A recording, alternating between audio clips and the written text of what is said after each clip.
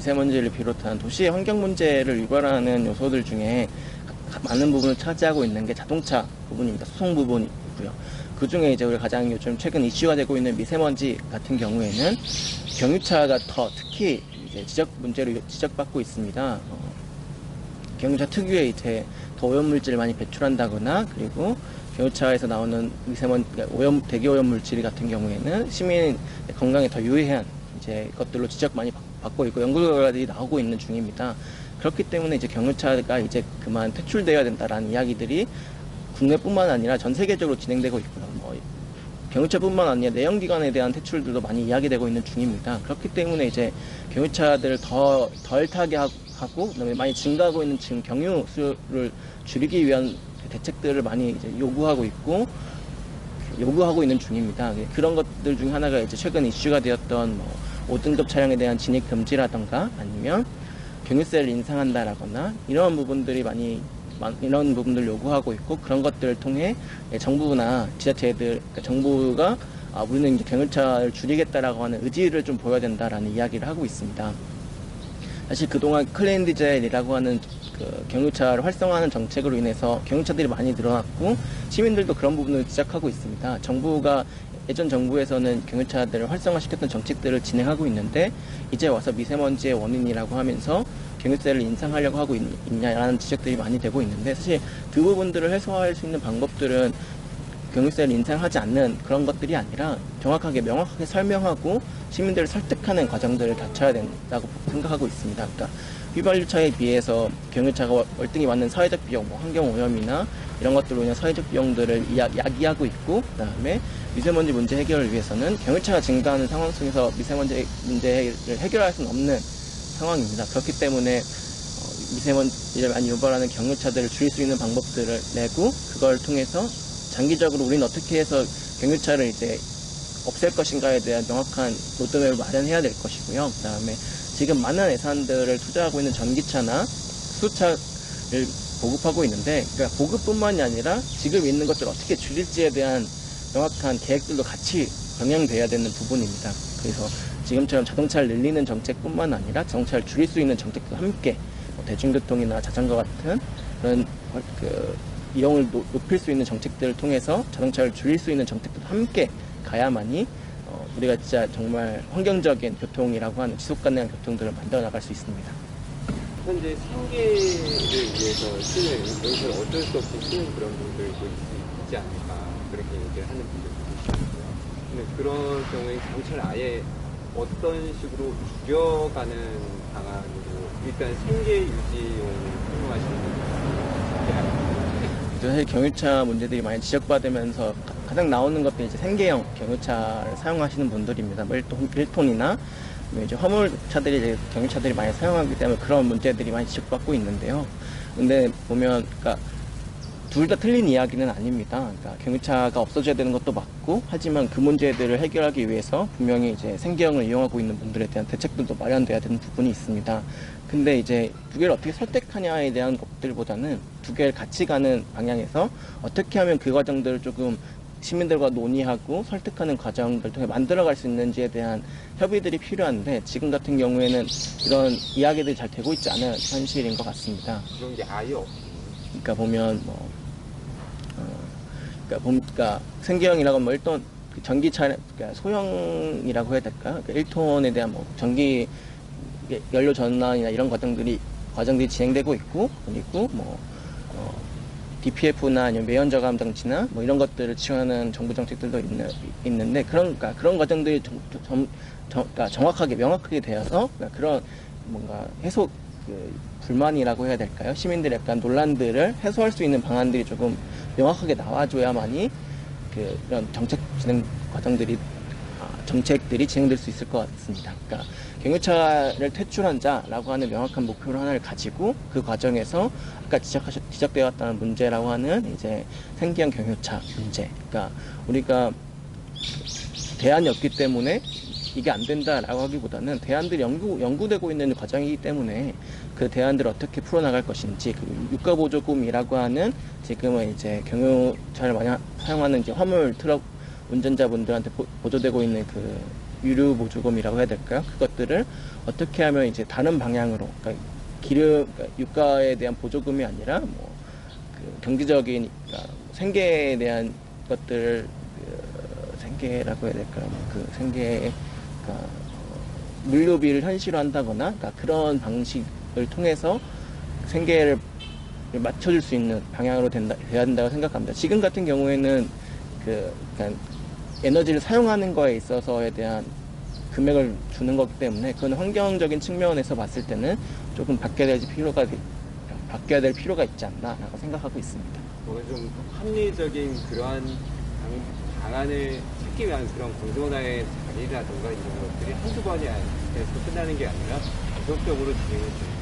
그렇죠. 그러니까 굉장히 오랫동안 사용되었던 문제인 거고요. 그러니까 에너지 수송 부분에 대한 것도 그냥 오랫동안 사용되었던 문제인 거고, 그리고 굉장히 많은 이해관계자들이 얽혀 있는 문제다 보니까 그걸 해결하기 위해서는 이제 정책 진행 과정들 중에서 뭐 토론이나 아니면 협의나 이런 것들이 진행돼야 되는 것들이고, 그 과정에서 이제 어떤 것들 우리가 목표로 해야 되냐라고 했을 때 그것들 정하는 게 필요한 과정이라고 생각이 듭니다. 그래서 뭐 이렇기 때문에 뒤로 빠지고 안 되고 그 과정이 아니라, 우리는 지금 요구되고 있는 것들은 보면 뭐 파리 기후 협약이나 뭐 미세먼지 문제 해결이나 이런 것들을 위해서 더 강력한 정책들이 요구되고 있는 상황인 것이고, 그걸 맞추기 위해서는 꼭 필요한 정책들이 분명히 있는데도 불구하고 협의들이 제대로 되지 않기 때문에 못하고 있는 것들이 좀 많이 있습니다. 그런 것들을 맞추기 위해서는 뭔가 세부적인 진행 과정, 목표, 그걸 달성하기 위한 이행 계획들이 좀 명확하게 수립돼야 되는 거죠.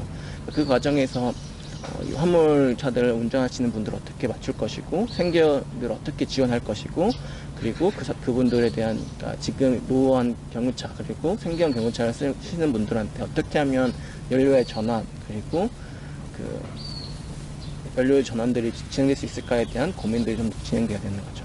홈페이지를 이렇게 보다 보니까 SUV, 그러니까 경유차를 사용하는 사람들이 보다 그 차량이 여행용 SUV에 맞춰져 있다, 이런 게 하나 있던 것 같은데요. 그렇다면 이 생계형 차와 달리 대다수가 그런 SUV에 맞춰져 있는 건가요? 그러니까 지금 경유차에 대한 대책, 아까 말씀하셨던 것처럼 반대 입장이라고 해야 될까요? 그러니까 그 많은 논란들이 생겨나는 게 사실 생계형 문제들이 지적받고 있는데, 사실 보면 경유차 증가량들을 보면 그러니까 SUV나 좀 승용 경유차들이 많이 증가한 추세들을 볼 수 있습니다. 그러니까 이제 그런 것들이 뭐 SUV가 꼭 필요하냐라고 봤을 때 그것들은 아닌 상황인 거죠. 그러니까 그런 상황에서 그러면 우리가 이 생계형이라고 이야기하고 있지만 그 SUV 같은 승용 경유차들이 늘어난 상황에서 과연 이 수요들이 계속 증가하는 것들을 그래 두고 보는 게 맞냐라고 봤을 때 그건 아니라, 이제 경유세 인상이나 경유차, 외국 같은 경우에는 경유차에 대한 판매 금지 아니면 진입 금지 같은 걸 좀 강력하게 추진하고 있거든요. 그런 것들을 통해서 경유 수요를 더 이상 증가하지 못하도록 하는 게 맞지 않냐라고 하는 이야기들이 나오고 있는 거죠. 네. 그래서 이제 이 승용차들을 줄이기 위한 방안들이 필요하다라고 이야기가 나오고 있는 겁니다. 그리고 그 경유차에 대한 문제들이 많이 지적받고 있는 게 생계형 문제지만 생계형만이 지금 문제가 되고 있는 게 아니다라는 말을 하고 있는 거죠. 보면 아까 앞서 말씀드렸던 것처럼 클린 디젤이나 이런 정책들로 인해서 경유차들이 많이 증가했었고, 그 과정에서 이제 SUV나 승용 경유차들이 많이 증가한 상황들이 많이 증가한 상황인 거죠. 그것들을 좀 줄이기 위한 방안들이 필요한 거고, 이제 그런 것들로 나오는 대책들이 경유세 인상이나, 그리고 뭐 경유차에 대한 진입 금지나, 그리고 뭐 그것들을 통한 이제 장기간 경유차 퇴출을 위한 로드맵들이 수립돼야 된다라는 이야기들이 나오고 있는 겁니다. 상세하고 세부적이고 또 다양한 어떤 전략들, 대안들 이런 것들이 충분한 그 공론화의 과정을 거쳐서 논의를 지속적으로 하면서 도출할 수 있는 그런 프로세스가 필요합니다. 그렇죠. 그러니까 하나의 목표를 정하고 그 목표 달성을 하기 위한 이제 여러 가지 과정들이 필요한 상황인 거죠. 여러 정책들도 마련돼야 될 것이고, 그 마련된 정책들을 달성하기 위한 또 세부적인 예산이나 실행 계획들이 같이 수립돼야 되는 거죠. 그러니까 지금처럼 막연하게 노후 경유차에 대한 폐차 지원이나 그 매연 장치에 대한, 그러니까 DPF나 뭐 SCR 같은 여러 가지 그 저감 장치에 대한 지원만으로는 한계가 존재한다라고 말씀드릴 수 있을 것 같습니다. 지금 어제인가요? 그제인가요? 그 서울시 의회 주최로 해서 그 제가 연구발표에 나갔었는데 당시 아까 말씀드렸던 서울시립대 환경공학과 한 분이 나오셔서 뭐 관련된 얘기를 해주시는데 너무 미세먼지에 관련된 정책들이 너무 많이 부산되었고 법안들도 너무 많이 부산돼 있고 거의 비슷비슷한 법안들이 그런 식으로 산재 일상에 일어났어요. 가장 중요한 핵심 문제는 컨트롤 타워 그렇게 얘기를 하는데요.